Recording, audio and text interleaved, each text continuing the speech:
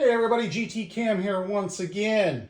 Not to beat a dead horse to absolute death, reincarnate it and beat it to death again, but I thought I'd touch on this wrench thing a little bit more. So first of all, that whole nylon thing, part of the reason I say that is bullshit is because at the time that test was created, it was created to demonstrate there was a difference between wrenches with anti-slip and wrenches that didn't have it, which at the time was pretty much just Snap-on. At one point it was Bonnie. I think Bonnie actually predated Snap-on on that. Be that as it may, now when you get a bunch of wrenches with anti-slip, it doesn't really tell us anything because you're not grabbing on the material that you're going to be using. It doesn't do anything to challenge the hardness of the wrench itself, etc. Anyway, but that aside, that wasn't exactly what I was going to mention today. What I wanted to mention today was the whole whether you actually need wrenches with anti-slip or not. Okay, now the Icon is a little bit different than the USAG. We'll go ahead and see if I can get this to zoom here. So you can see there, the USAG is a little bit different. It's still got the jaws or the teeth up top.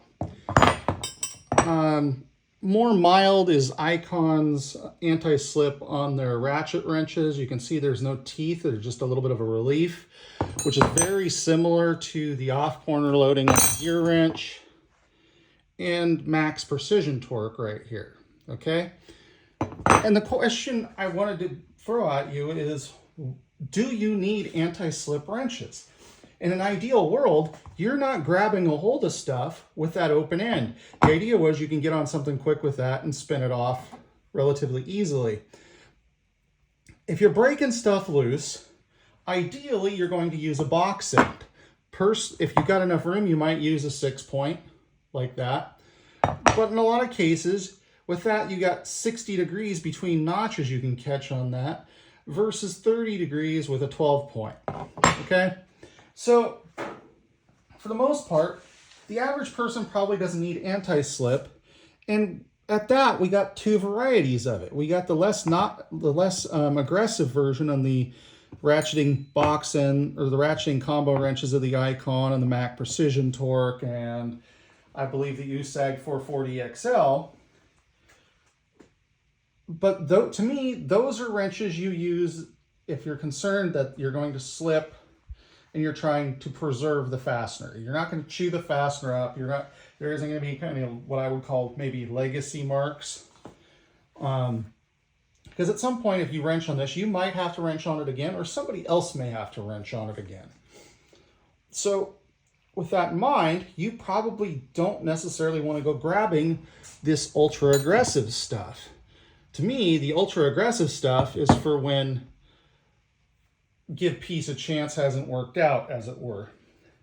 By the time you haul out this more aggressive anti-slip, you're ready to wreck shit. You just want that fastener out of there, and this is one step before it can't be seized if it's liquid, i.e. the torch comes out. So I wanted to throw that out there at you guys before everybody goes getting wrapped around the wagon on this whole thing.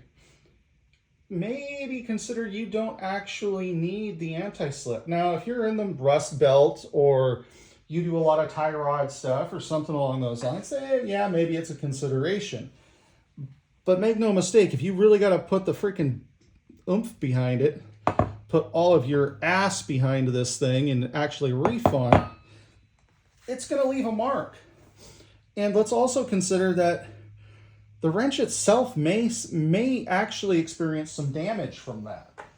A lot depends on how hard that fastener is versus how hard your wrench is. The finish on the wrench probably isn't necessarily going to weather that. So these are just a few thoughts I wanted to throw out there at you guys.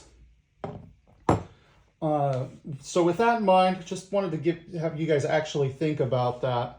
We just came off a weekend where Harbor Freight extended their parking lot sale to include, well, they had a coupon for half off or 30, 40, whatever it was, % off of their standard combination wrenches.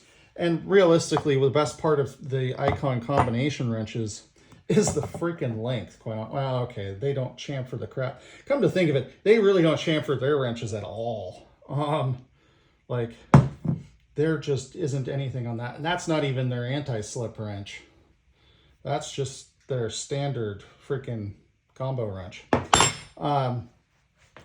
That aside, just consider that you may not need that anti-slip feature.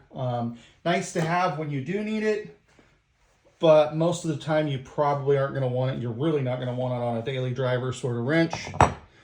You're going to want something a little milder. Anyway, that's enough on that thought. If you guys feel like seeing me in your feed, go ahead and drop a like and a subscribe.